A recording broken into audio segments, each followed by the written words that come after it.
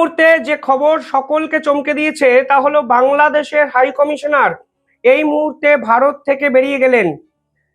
বিভিন্ন সংবাদপত্র কনফার্ম করেছে যে তিনি এই মুহূর্তে ভারত থেকে বাংলাদেশে চলে গেছেন।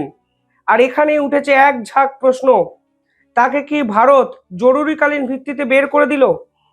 কেন তিনি হঠাৎ করে ভারত ছেড়ে বাংলাদেশে গেলেন? বিভিন্ন জায়গায় এও প্রচার করা হয়েছে যে বাংলাদেশ থেকে একটি আর্জেন্ট কল তার কাছে আসে এবং সেই কলের পর তিনি ভারত ছেড়ে বাংলাদেশের উদ্দেশ্যে চলে যান। তবে পুরো বিষয়টাই কিন্তু একগুচ্ছ প্রশ্ন উঠেছে এবং ভারত যে এই পুরো ইস্যুটাতে বাংলাদেশ এবং বাংলাদেশের হাই কমিশনারকে প্রথম থেকেই হুঁশিয়ারি দিয়েছে তা কিন্তু পরিষ্কার। এবং মনে করা হচ্ছে ভারত যে প্রশ্নগুলো বাংলাদেশের হাই কমিশনারকে করেছে তার উত্তর তাদের কাছে নেই এবং এর জন্য তিনি বাংলাদেশে ফিরে গেছেন সাময়িক বিরতি নিতে। এবং মনে করা হচ্ছে বাংলাদেশের পররাষ্ট্র উপদেষ্টার সঙ্গে বৈঠক করবেন, ফলস ন্যারেটিভ ফের ভারতবর্ষে এসে তিনি দেবেন। সমস্যাটা ঠিক কোন জায়গায়? দেখুন, ওসমান হাদিকে কেন্দ্র করে ভারতবর্ষের বিপক্ষে কালকে প্রথমবারের জন্য বাংলাদেশের পুলিশ কিন্তু মুখ খোলে। তারা হঠাৎ করে বলে বসে যে মেঘালয়ে নাকি প্রধান দুই অভিযুক্তকে তারা গ্রেফতার করেছে, মানে মেঘালয়ের পুলিশ গ্রেফতার করেছে এবং তারা বাংলাদেশের হাতে তাদেরকে তুলে দেওয়া হয়েছে। মেঘালয়ের পুলিশ এবং বিএসএফ 15 মিনিটের মধ্যে এই দাবি কিন্তু নাকচ করে দিয়েছে। তারা পরিষ্কার বলেছেন এই সংক্রান্ত কোনো খবর তাদের কাছে নেই। অর্থাৎ এই ফলস ন্যারেটিভ তৈরি করতে গিয়ে কালকে ফের কিন্তু ফেঁসে যায় বাংলাদেশ। এবং বাংলাদেশ ক্রমাগত ওসমান হাদির মৃত্যুকে কেন্দ্র করে প্রথম থেকে যেভাবে ভারতের বিপক্ষে একাধিক স্টেটমেন্ট দিয়েছে তা যে ভারত ভালোভাবে নেয়নি তা কিন্তু এই হাই কমিশনারকে দুবার তলব করে স্পষ্ট বুঝিয়ে দিয়েছিল ভারত। কিন্তু কালকে সমস্ত কিছুকে ছাপিয়ে মোহাম্মদ ইউনূস তার আইন যে প্রশাসন আছে তাদেরকে মার্কেটে নামিয়ে দেন এবং ভারতের বিপক্ষে তিনবারের জন্য এই ফলস ন্যারেটিভ তৈরি করার খেলা কিন্তু খেলেন। পরিষ্কার ভারতের পক্ষ থেকে বলে দেওয়া হয়েছে যে এই সংক্রান্ত কোনো খবর ভারতের বিদেশ মন্ত্রক, ভারতের স্বরাষ্ট্র মন্ত্রক, বিএসএফ, মেঘালয় পুলিশ কারুর কাছে নেই। ওসমান হাদির মৃত্যুতে কারা জড়িত এই ইনভেস্টিগেশন রিপোর্ট ভারত কিন্তু চেয়ে বসেছে কালকে ফের একবার। এবং ভারত মনে করছে আজকে ওসমান হাদিকে মারা হয়েছে বাংলাদেশের ইন্টারনাল কোনো পলিটিক্যাল ইনফ্লুয়েন্সের মাধ্যমে। সেখানে ভারতকে জড়িয়ে পুরো বিষয়টা অন্যদিকে ঘুরিয়ে দেওয়ার যে খেলা বাংলাদেশের পক্ষ থেকে খেলা হচ্ছে তা কিন্তু হাই কমিশনারকে পরিষ্কার বুঝিয়ে দিচ্ছে ভারত। এবং হাই কমিশনার কিন্তু বেজায় বিপদে পড়েন এবং এই মুহূর্তে তিনি বাংলাদেশে চলে গেছেন। আরো ইম্পর্টেন্ট একটা বিষয়, এই পুরো ঘটনাকে কেন্দ্র করে কালকে ঢাকাতে একটি বিক্ষোভ সমাবেশ হয়েছে এবং সেই বিক্ষোভ সমাবেশ মোহাম্মদ ইউনূসের পুলিশ প্রশাসনের বিপক্ষে হওয়ার কথা থাকলেও আলটিমেটলি সেটি ভারত বিরোধিতার আকার নেয় এবং সেখান থেকে একটি ভিডিও সামনে আসে যেখানে কাশ্মীরকে নিয়ে বাংলাদেশের স্লোগানিং করা হয় এবং বলা হয় আজাদ করে দিতে হবে কাশ্মীরকে, কাশ্মীর স্বাধীনতা চাইছে। সেই ভিডিওটি দেখুন, তাহলেই আপনারা বুঝে যাবেন এই মুহূর্তে হাই কমিশনারকে এক্স্যাক্টলি ঠিক কি রকম আলটিমেটাম ভারত দিয়েছে এবং ভারত কোনোদিনই এই কাশ্মীর ইস্যু নিয়ে বাংলাদেশের এই দাদাগিরি মানবে না, তা কিন্তু পরিষ্কার।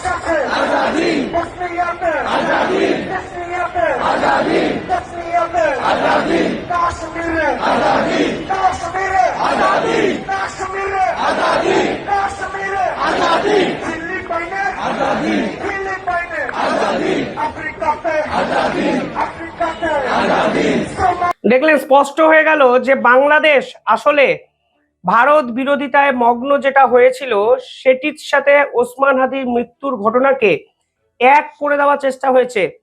ফলে বাংলাদেশের এই দ্বিচারিতা, এই ধরনের মিথ্যে ন্যারেটিভ তৈরির খেলা ভারত মানবে না, তা কিন্তু স্পষ্ট। কিন্তু হঠাৎ করে কেন কাশ্মীরকে নিয়ে স্লোগান বাংলাদেশে উঠলো, এবং কাশ্মীরের আজাদি ঠিক কারা চাইছে, কিসের জন্য চাইছে, সেটাই কিন্তু এই মুহূর্তে সব থেকে বড় প্রশ্ন। এবং বাংলাদেশ যে ছলে বলে কৌশলে পাকিস্তানের বি টিম হয়ে ব্যাট করতে নেমে পড়েছে, তার প্রমাণ কিন্তু ভারতের হাতে চলে এলো কালকের এই ভিডিও ফুটেজে। এবং এরপর বাংলাদেশের হাই কমিশনার বিপাকে পড়েন এবং পুরো জরুরিকালীন আলোচনার জন্য তিনি বাংলাদেশে ফিরে গেছেন। এবং আমার মনে হয় এর জবাব ভারতকে দিতে বাধ্য হবে বাংলাদেশ, কারণ এই পুরো বিষয়টি কোনোভাবেই আর দুই দেশের দ্বিপাক্ষিক সম্পর্কে আটকে নেই। এবং এই পুরো বিষয়টার মধ্যে পাকিস্তানের মতো সন্ত্রাসবাদী একটা রাষ্ট্রকে বাংলাদেশ কালকে ঢুকিয়ে ফেললো, এবং হাদিকে কেন্দ্র করে এক অদ্ভুত বিতর্কের অবতারণা কিন্তু ভারত বাংলাদেশের সম্পর্কে কিন্তু পরিষ্কার হয়ে গেল। আমাকে কমেন্টে অনেকেই জিজ্ঞাসা করেন যে ইনকাম কিভাবে বাড়ানো সম্ভব। এর জন্য আজ আমি একটি অ্যাপের সঙ্গে আপনাদের পরিচয় করিয়ে দিচ্ছি। সে অ্যাপটার নাম মার্কেট উলফ। মার্কেট উলফ হলো একটি সেবি রেজিস্টার্ড অ্যাপ, যেখানে আপনি লগ ইন করে খুব সহজেই ইনকাম বাড়াতে পারেন।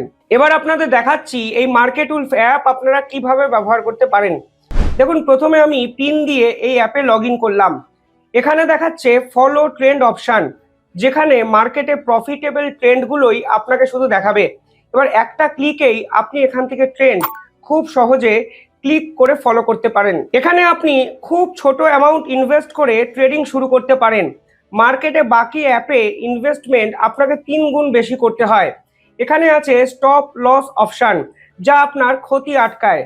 যদি আপনার ক্ষতি একটি নির্দিষ্ট লেভেলে পৌঁছে যায়, তাহলে এই অ্যাপটি অটোমেটিকলি বন্ধ করে দেবে আপনার ইনভেস্টমেন্ট। এই অ্যাপের ব্রোকারেজ ফি মার্কেটের অন্য অ্যাপের থেকে অনেকটাই কম।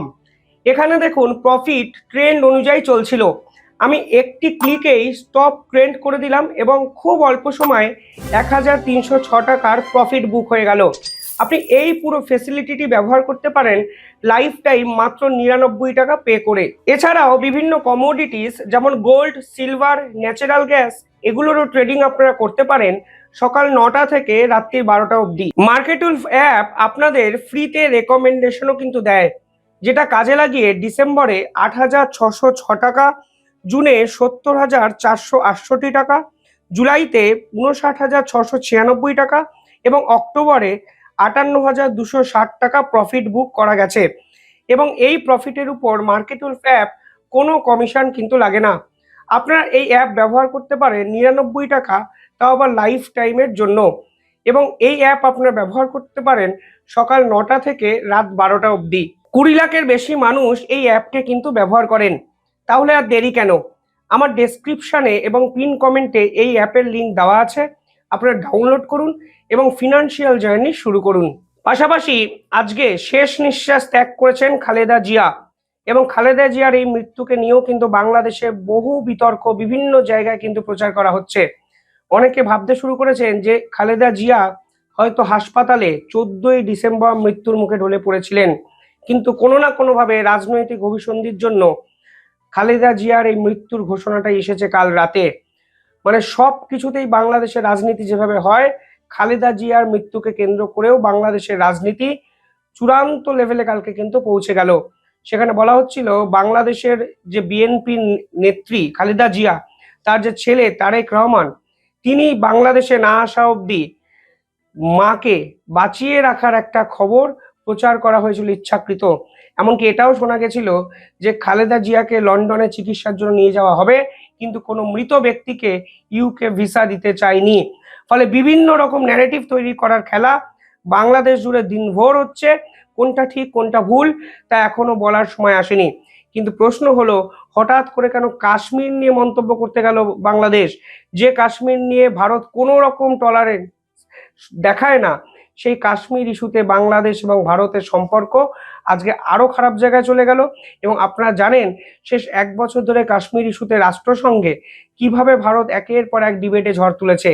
সেই কাশ্মীরের স্লোগানকে কেন্দ্র করে আজকে ভারত বাংলাদেশের সম্পর্ক ঠিক খারাপ জায়গায় চলে যাচ্ছে, এটা বাস্তব। কিন্তু সব থেকে অবাক করার বিষয়, বাংলাদেশের পুলিশ প্রশাসন কিংবা মোহাম্মদ ইউনূস সরকার কোনো গুরুত্বপূর্ণ পদক্ষেপই কিন্তু নিচ্ছে না। খালেদা জিয়ার মৃত্যুর পর নরেন্দ্র মোদী একটি টুইট করেন, সেখানে মিটিং এর একটি ছবি তিনি পোস্ট করেন এবং খালেদা জিয়া স্মৃতির উদ্দেশ্যে কিছু কথা তিনি বলেন। এবং এই পুরো পোস্টটিকে কেন্দ্র করে বাংলাদেশের রাজনৈতিক যে পাওয়ার শিফটিং হচ্ছে তা কিন্তু পরিষ্কার হয়ে যায়। ভারত সরাসরি মোহাম্মদ ইউনূসকে গুরুত্ব দিচ্ছে না।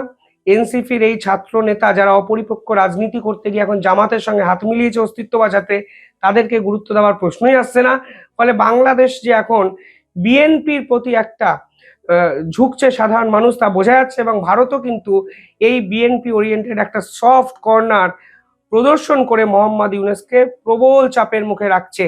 এবং বিশ্বাস করুন, বাংলাদেশের এই যে ন্যারেটিভ বিল্ড আপের খেলা বিভিন্ন আঙ্গিক থেকে চলছে, এই বিএনপির উপর ভরসা এবং কনফিডেন্স এবং সফট কর্নার শো করে ভারত কিন্তু তার পাল্টাটা দিল এবং মোহাম্মদ ইউনূস সরকারকে পরিষ্কার বুঝিয়ে দিল যে না চাইতেও বাংলাদেশের রাজনীতিতে ভারত আছে, না চাইতেও বাংলাদেশ ইস্যুতে যখন ইচ্ছা ভারত মন্তব্য করতে পারে এবং মোহাম্মদ ইউনূস কিচ্ছু করতে পারবে না।